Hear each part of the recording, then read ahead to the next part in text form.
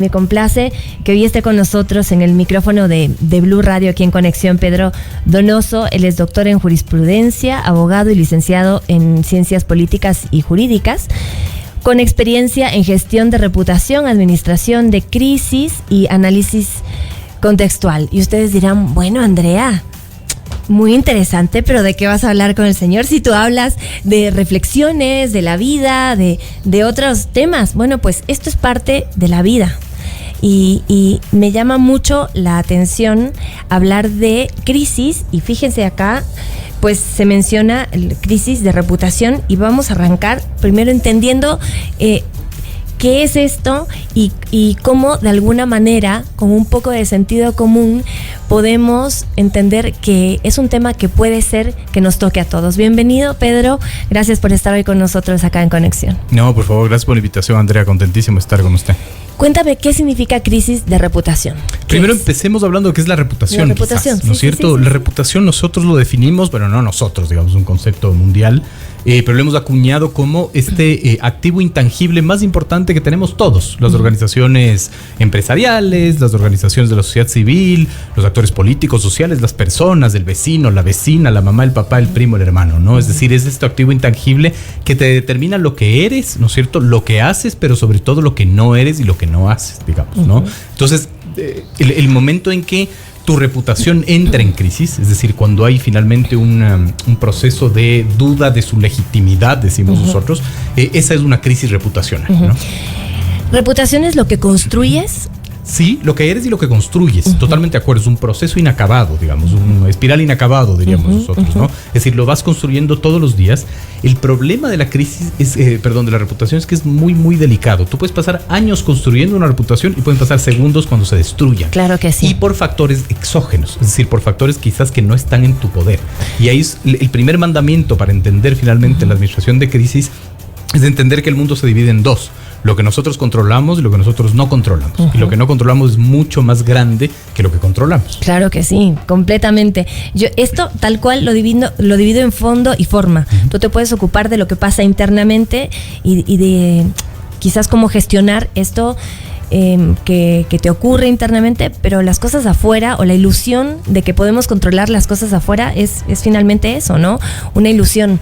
Me llama mucho la atención hablar de reputación. Buscaba varias definiciones antes de hablar contigo hoy. De hecho lo hice ayer y me quedan algunas dudas. Una de ellas, y quizás una de las que más me inquieta, es la reputación. Puede ser algo que queremos mostrar por un lado, pero que no vaya de la mano de lo que somos puertas adentro. Es súper importante su pregunta, porque esa es la definición de imagen, ¿no? Conceptualmente nosotros, esta es nuestra metodología que nosotros manejamos, hay un montón de conceptos distintos, pero nosotros diferenciamos imagen de reputación. Imagen finalmente puede ser solo lo que el resto ve, ¿no? La reputación es mucho más profundo. Cuando yo hago un símil, digo, la imagen es una fotografía, la reputación es la película. ¿Puede tener uno una buena imagen y una mala reputación? Sí. Hay varios actores empresariales, económicos, políticos que lo tienen finalmente, ¿no? Uno no puede tener, en viceversa, ¿no? Es decir, la reputación engloba mucho más a la imagen, pero esa es la diferencia. Es decir, la imagen es solo lo que vemos, pero la reputación es lo que vemos más, lo que en verdad somos. Y la gran pregunta es, bueno, ¿y cómo se sabe lo que somos? Cuando en el día a día nos ponen a prueba, ¿no? Es decir, a mí me pueden ver, por ejemplo, muy serio, muy formal, pero quizás, digamos, en el mundo real soy muy chistoso, ¿no? La reputación tiene que ver con eso. Y esta reputación, que también es increíble que hables sobre cómo puede desaparecer o cómo puede verse atentada en un instante, ¿verdad? Todo lo que una persona viene construyendo durante mucho tiempo. ¿Esto puede llevar a una persona a una crisis del ser? ¿Crees tú? Absolutamente, claro. ¿Qué son las crisis, digamos? Las crisis son situaciones, esta es una definición de Michael Reeder, son, digamos, situaciones en donde tienes mínimo control y máximo riesgo, digamos, ¿no? Esa es, en definición, una crisis. Pero la crisis, digamos, es parte de la vida, es como el conflicto. El problema finalmente en nuestras sociedades, sobre todo latinoamericanas, es que le tenemos mucho miedo al conflicto. El conflicto existe y está bien el conflicto. El problema es que no sabemos conflictuar. Entonces no sabemos cómo... ¿Cuál sería la definición? ¿Qué es lo que quieres decir tú con que está bien el conflicto? ¿Con que existe, con que es una realidad y debemos estar bien frente a esa realidad? Más allá de eso, es que es parte de nuestra vida, digamos, ¿no? Es decir, el conflicto en la dinámica social es normal. Ahí me voy un poco a la sociología, pero el conflicto con el vecino, con el hermano, con el primo, con el jefe, son normales, ¿no es cierto? Porque es parte de la dinámica social. Como entendiendo el conflicto desde somos personas diferentes, con formas de ver la vida distinta y podemos, yo puedo objetar tu punto de vista y eso ya puede generar un conflicto. Es que eso genera un conflicto en sí mismo. El problema es cuando el conflicto se extrapola y se convierte en un problema, digamos, claro. ¿No es cierto? Porque usted y yo podemos tener un conflicto en la manera de ver la vida, pero el conflicto en sí mismo no es una definición equivocada o errónea. ¿Los puntos de vista diferentes son conflictivos? ¿Es un conflicto? Supuesto, pero por supuesto, digamos, ¿no? Por eso se entiende a nivel macro, en países, por ejemplo, que un punto de vista efectivamente diferente puede efectivamente llevar a un gran hay conflicto. La riqueza finalmente es qué hacemos con ese conflicto, es decir, cómo conflictuamos, porque la buena manera de conflictuar va a ser que si usted tiene una visión distinta a la mía, los dos veamos de distinta manera, pero lleguemos quizás a un acuerdo o quizás no lleguemos a ningún acuerdo, pero estemos de acuerdo en el desacuerdo, ¿no? Ese es el tema. El problema no es en sí mismo el conflicto. El problema es que como no sabemos conflictuar, hacemos del conflicto una tensión y un problema y una pelea. ¿Se necesita una gestión emocional, crees tú, para poder saber llevar el conflicto? Absolutamente, en todos los niveles, incluso a lo que nosotros nos dedicamos, que son las crisis empresariales, incluso finalmente siempre recomendamos a nuestros clientes que tengan una asesoría, digamos, psicológica, emocional, una contención, porque estás viviendo cosas distintas, ¿no? Entonces es supremamente importante eso. Tú decías que la crisis es parte de la vida, que había que diferenciar entre la crisis y el conflicto. ¿Podemos hablar un poco más sobre el conflicto, sobre la crisis como tal, ahora ya que aclaramos el tema del conflicto? Claro que sí. Digamos, la crisis es este estadio, ¿no es cierto? Otra vez vuelvo a Reader, en donde tenemos poco control y máximo riesgo ¿de qué? De la pérdida de la reputación, ¿no? Entonces la crisis tiene que ser administrada en ese sentido. Por eso hay que analizar muy bien el contexto en el que se da la crisis, ¿no es cierto? Y que no es un contexto fácil. El siglo XXI es un siglo muy complejo, porque además tenemos como esta interpretación de los hechos, de los momentos líquidos, dice, digamos, un filósofo, ¿no? Es decir, todo está en el ámbito de la subjetividad, lo que discutíamos fuera del micrófono, ¿no? Tú lo mencionas desde un lugar de preocupación, me decías antes. Sí, por supuesto, porque finalmente en nuestro anterior libro, que se llama La Sociedad del Mito, nosotros acuñábamos este concepto, ¿no es cierto?, de un sociólogo importante de este siglo, en el que decíamos, toda sociedad tiene un rito, y el rito de la sociedad del siglo XXI es la opinión. Es decir, todos aquí tenemos una opinión, y eso está bien, evidentemente. El problema es que opinamos de lo que no sabemos. ¿Por qué opinamos de lo que no sabemos? Porque si no opinamos, no pertenecemos, ¿no? El problema finalmente es que nuestra opinión no está basada en evidencia científica. Y ahí tenemos, digamos, un choque con la realidad y todo se vuelve subjetivo. Y esto no ha sido siempre así. Quizás antes no había la posibilidad de emitir la opinión, pero la opinión estaba dentro. Sí, digamos, el problema no es emitir la opinión, sino poner en duda las verdades científicas, digamos así. Es decir, yo puedo tener una opinión, ¿no es cierto? A mí siempre me gusta usar este ejemplo y a veces a la gente no le gusta. Los foodies, por ejemplo, ¿no? Son estos influencers que van, digamos, a un restaurante y categorizan la comida en un restaurante si les gusta a ellos o no les gusta a ellos. Pero la gastronomía no es cuestión de gustos. La gastronomía, finalmente, ¿no es cierto?, tiene reglas. Es decir, es a la larga un arte que tiene, digamos, principios, tiene valores, tiene formas. Entonces, pero sí termina siendo de gustos. No necesariamente. Y es que porque además se involucran emociones y se involucran toda una carga cultural que es inevitable que nos impacte, ¿verdad? No es lo mismo que seguramente a mí me gustarían cosas distintas si yo hubiese sido criada del 1 a los 7 años en China.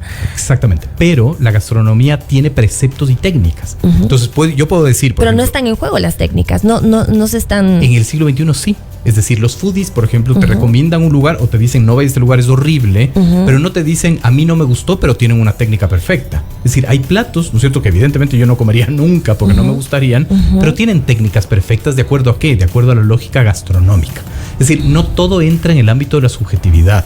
Hay verdades, por ejemplo, verdades científicas, ¿no es cierto? Y el problema es la subjetividad de esas verdades científicas en el siglo XXI, ¿no?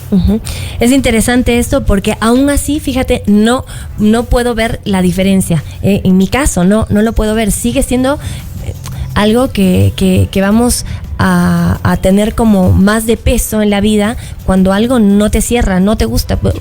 Y yo te voy a contar, se me viene el ejemplo de mi esposo, que él tenía una novia muchos años antes de estar conmigo, y que era la novia ideal. Era guapísima, inteligente, amorosa, nunca discutía con ella, era la novia ideal, pero no se pudo casar con ella.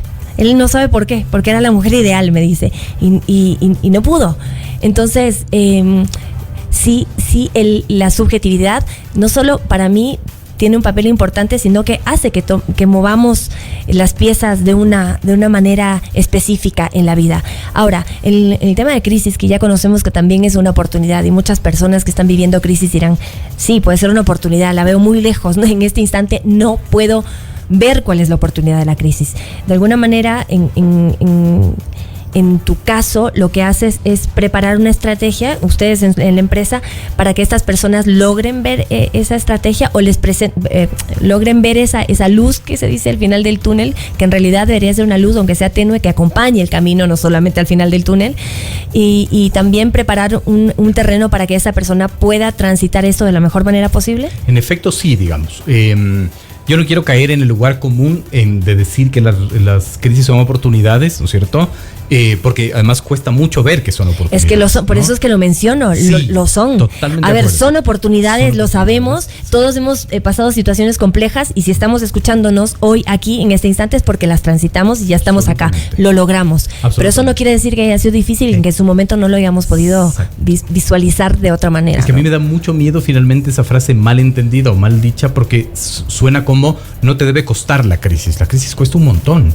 Y está bien que te cueste, está bien que te duele, está bien que te sientas perdido, ¿no? Uh-huh. Churchill decía, las crisis son demasiado importantes para desperdiciarlas. Entonces, finalmente, si bien cuesta el entender el proceso, ¿no es cierto? Sea una crisis empresarial, sea una crisis de lo que sea, si bien cuesta el proceso, lo que necesitas finalmente es tener una estrategia para ordenar tu manera de ser, para enfrentar finalmente ese proceso crítico, decimos nosotros, ¿no? ¿Se puede transitar una crisis y terminar la crisis siendo igual que antes? Nunca. Yo creería que no. Es una opinión personal, creería que no. Las crisis transforman. Tú nunca sales de una crisis como entraste, digamos, ¿no? Seguramente sales más sabio, o quizás más temeroso, o quizás, digamos, no sé, con menos confianza en la gente, etcétera, etcétera. Entonces no sales, digamos, como entraste en una crisis.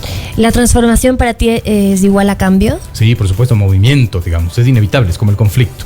Pero para ti es lo mismo, o sea, el cambio es movimiento, sin duda, el mundo funciona así, pero la transformación ¿es cambio y movimiento o va más allá? Yo creería que sí, digamos, creo que también va más allá, ¿no es cierto? Es cambio de estructuras, es cambio de paradigmas, es cambio de subjetividades, es ampliar, digamos, tu visión y el entendimiento de las cosas, es resignificar los conceptos, digamos, ¿no? Se iluminan los puntos ciegos posiblemente, absolutamente, ¿no? Absolutamente. Una empresa que está liderada por una persona que no tiene visión o que no tiene una claridad en su identidad y que defiende una reputación que para esa misma persona es algo quizás necesario, algo que tengo que tener, pero que realmente no lo identifica, ¿puede encaminarse en una crisis? A ver, usted acaba de decir una palabra que es clave en la reputación y la administración de la crisis, que es la identidad. La identidad, nosotros, digamos, como la concebimos como una construcción con base a una ecuación incluso, ¿no? La identidad para nosotros es un atributo más un rasgo diferencial, más lo que somos, menos lo que no somos, más lo que ofertamos y más lo que nos demandan, digamos, ¿no? Así construimos la identidad. Si nosotros no tenemos una identidad clara, va a ser mucho más difícil construir reputación y estamos mucho más sometidos o más vulnerables a las crisis finalmente, ¿no? Si un líder, por ejemplo, no tiene la capacidad de enfrentar una crisis, por eso hay que construir un comité de crisis, decimos nosotros. Muchas veces nos ha tocado que quizás el líder empresarial o el líder, digamos, de una agrupación no tiene los arrestos emocionales, los conocimientos, o no tiene las ganas de administrar la crisis. Puede ser las ganas, sí, claro. Nosotros hacemos que quien lidere el comité de crisis sea alguien más, lo cual no quiere decir que su liderazgo en la empresa, digamos, está en duda, ¿no? Pero el tema es que las crisis finalmente necesitas la toma de decisiones y eso es fundamental. Una crisis en una empresa, porque ahora lo que te planteé fue como un líder de empresa, ¿verdad? Que siempre hay un líder, o tenemos líderes que son las cabezas y que además son súper necesarias. Necesitamos en la vida sentir que tenemos alguien a quien mirar con ese respeto. Pero ¿qué pasa cuando se da al revés? Cuando es la empresa, por ejemplo, la que presenta la crisis y que esta crisis despierta una crisis no conocida en quienes son el equipo de liderazgo. Y usualmente sucede, digamos. Es decir, la crisis finalmente no solo tiene que ver con las relaciones exógenas, también detona finalmente crisis internas, evidentemente. Por eso es una oportunidad finalmente, porque puedes tú resolver problemas que estaban bajo la alfombra, ¿no es cierto?, en el proceso crítico. ¿Qué es lo que haces también? Enfrentas la crisis interna igual, ¿no? Uno de los públicos más importantes a los cuales tú tienes que hablar en un ámbito de crisis es el público interno. Yo creo que nos podríamos quedar horas hablando de esto porque tengo un montón de preguntas, lo que no tengo más es tiempo, pero quiero agradecerte.